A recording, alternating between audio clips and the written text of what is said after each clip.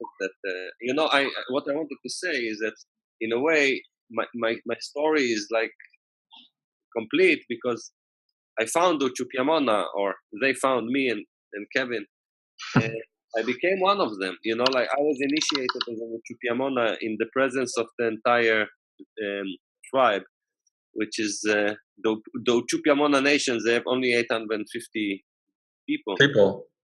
But I'm now counted as one of them. So it's a great privilege, because and also this is a dream come true for me.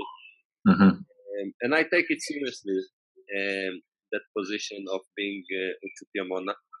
And so I work for that. I work for as an ambassador of the people, and also as a director of Jalalan. But first, as an ambassador of the entire village, which means I want to help, other operations, not just Jalalan.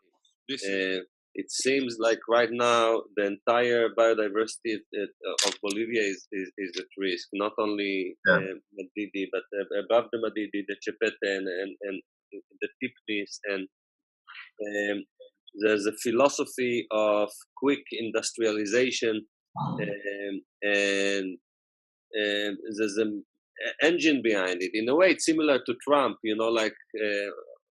Taking all the achievement of Obama in terms of like the environment or health, and just throwing America a step, like a few big steps back. The same is what Evo Morales is doing, but in a way, Evo Morales is the damage is irreversible. The damage is irreversible because a carretera, a road through the Tipnis, with the philosophy of slash and burn of the huge pristine forest, for coca, for soya, for sugarcane. That's very sad because I believe the forest makes more money than sugarcane or coca. It's actually, that's not it's all thinking. Worse than that, I think, is also like hydroelectric dam, because this is all technology that is very expensive to implement. The damage that it creates, like it will flood about 10% of the Madidi, and there's other studies from other places. This is like a big catastrophe in terms of like nature. The Madidi is the richest biodiversity of the planet, and to create an hydroelectrical plant there that in 10 or to 15 years will start producing electricity that they want to sell to Brazil, this is so impractical. Impractical, because in 15 years the market will be so different. Right. Every 2 years technology doubles the capacity. The capacity of the cellular, absorption of like solar energy. It's already so advanced, but in 15 years this will be cheap and available and clean. It just doesn't make sense. So I think it will lose money, but as you know, it doesn't really matter because there's millions, if not billions of dollars, and some big part of it is going back into the system. A lot of people will get rich, while Bolivia is shooting itself. But I think it's not we should.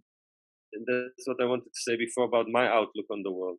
I think it should be illegal, not only to Bolivia, for any country to abuse the planet, because the planet is not political. The planet belongs to all of us, and we belong to the planet. It's like, and I think it's just that we are very primitive in terms of management of the planet. That's our biggest problem. We're very intelligent as species, but we're very primitive as species at the same time, because all these divisions create 200 countries with different interests, and each country sits on something and claim it's there. I think the planet should be completely managed in a different way. Like, let's say, like the United States, if Virginia is sitting on oil, it's not just Virginia, it's the United States. So I think we need to be the United States of Earth.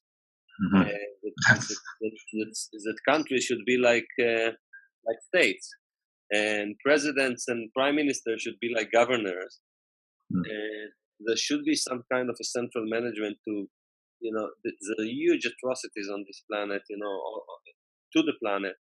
And I don't think we have the right to do that. I don't think a president have the legal right to go against the richest biodiversity of the planet and extinct it. But that's what's going on. It's very, very sad. It's very worrisome, and it's worrisome also because Bolivia has the tendency to become a dictatorship. The constitution is being changed. Evo Morales is not going to let go of the reins unless, and if there's a revolution, it can be bloody and ugly. Look at Venezuela after Chavez. So it is worrisome. I'm not. I'm naive, but I'm not. By naivete is just for inspiration. I know that, it's very hard to stop these cycles, and I'm optimist in a way because I believe that somehow, when we get, once we're on the good tracks, and I think in many ways we are, our technology will be able also to reverse things and to restore and to fix and that. But it will be much better if we could protect. And I know the fruit of the irony of it is that when you protect, you actually gain more.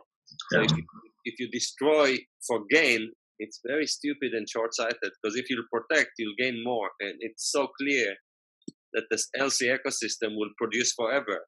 While if you rape and maim and injure, so you have a short, immediate profit, but overall the ecosystem will not produce because it's not healthy.